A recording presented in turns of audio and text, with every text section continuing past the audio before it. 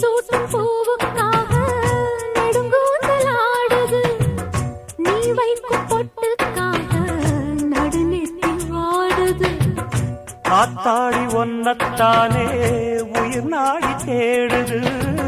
காவேரி எங்கே போகும் கடல் வந்து கூடுது. அந்திப் பொழுதில் தென்னங்கிளையில் தென்றல் கூத்தாட மையை எழுதி மஞ்சள் குருவி கையை கோத்தாட. அடங்காத ஆசை கொண்டு நானும் போராட. உனக்கென பிறந்தவரை கட்டி பறந்தவ இவதான். என விட உனக்கு இங்கு மனசுக்கு பிடிச்சவ எவதான்.